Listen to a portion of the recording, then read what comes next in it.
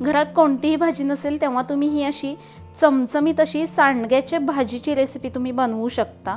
इथे मी सांडगे घेतलेले आहे। जर तुम्हाला याची रेसिपी हवी असेल तर मला कमेंट करा, मी याची देखील रेसिपी तुम्हाला दाखवेन। एका पॅनमध्ये 1 चमचा तेल गरम करून घ्यायचं आहे, त्यामध्ये सांडगे घालायचे आहेत आणि हे आपल्याला हलकेसे भाजून घ्यायचे आहेत, खूप जास्त नाही। जर लालसर होईपर्यंत भाजले तर शिजायला ते खूप वेळ लागतो, त्यामुळे हलकेसे फक्त आपण या तेलामध्ये गरम करून घेणार आहोत 1 मिनिटभर। हे सांडगे आता व्यवस्थित भाजलेत, खूप जास्त भाजलेले नाही आहेत मी। आता ते मी एका प्लेटमध्ये काढून घेते आणि त्यात सेम पॅनमध्ये मी 3 ते 4 चमचे तेल घालणार आहे। तेल गरम करून घ्यायचं। तेल गरम झालं की त्यामध्ये जिरे आणि मोहरी घालायची आहे।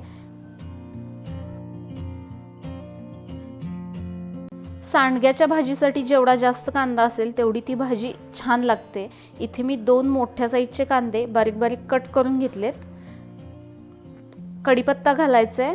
कढीपत्ता व्यवस्थित तडतडला की त्यामध्ये कांदे घालायचे, बारीक कट केलेला कांदा हा व्यवस्थित भाजून घ्यायचा आहे। कांदा इथे व्यवस्थित भाजलाय, त्यामध्ये 1 मीडियम साईजचा टोमॅटो मी बारीक कट करून घेतलाय, तो घालायचा आहे आणि हा देखील छान भाजून घ्यायचा आहे। टोमॅटो छान भाजला की त्यामध्ये आपण बाकीचे मसाले घालणार आहोत।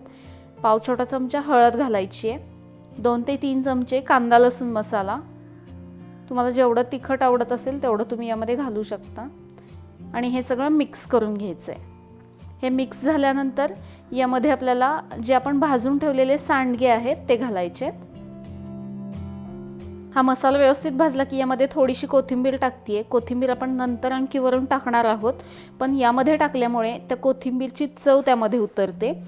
आता हे व्यवस्थित भाजल्यानंतर मी यामध्ये सांडगे घातलेत, जे आपण भाजून घेतलेत, ते देखील या मसाल्यामध्ये परतून घ्यायचे आहेत आणि यामध्ये पाणी घालायचं आहे। मी याची भाजी बनवते त्यामुळे खूप जास्त पाणी घालणार नाहीये।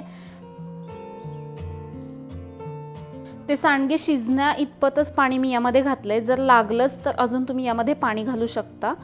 आता हे व्यवस्थित मिक्स करून यामध्ये आता थोडंसं मी मीठ टाकते। सांडग्यामध्ये थोडंसं मीठ असतं, त्यामुळे खूप जास्त मीठ नाही टाकायचं आणि थोडीशी कोथिंबीर टाकते।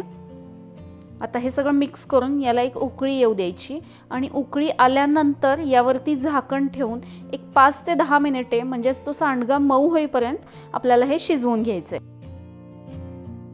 मी एक 10 मिनिटे हे शिजवून घेतलेलं आहे। सांडगा व्यवस्थित शिजलाय का ते आपण बघूया। पाणी बऱ्यापैकी त्यातलं आटलंय।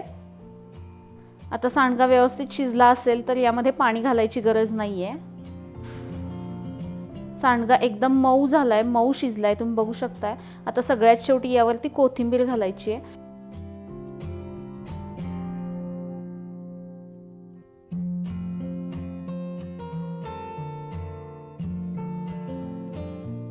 ही भाजी आता मी एका बाउलमध्ये काढून घेते। तुम्ही बघू शकताय खूप छान अशी मिळून आली आहे भाजी। यामध्ये शेंगदाण्याचं कूट किंवा इतर कुठलाही मसाला घालायची गरज नाहीये। कमीत कमी साहित्यात चमचमीत अशी सांडग्याच्या भाजीची रेसिपी तयार आहे। तुम्ही ही नक्की बनवून बघा। बनवून बघितलीत की मला कमेंट करून सांगा आणि जर व्हिडिओ आवडला असेल तर लाईक करा आणि अशाच अजून नवीन नवीन रेसिपी बघण्यासाठी आपल्या चॅनलला सबस्क्राईब करा। धन्यवाद।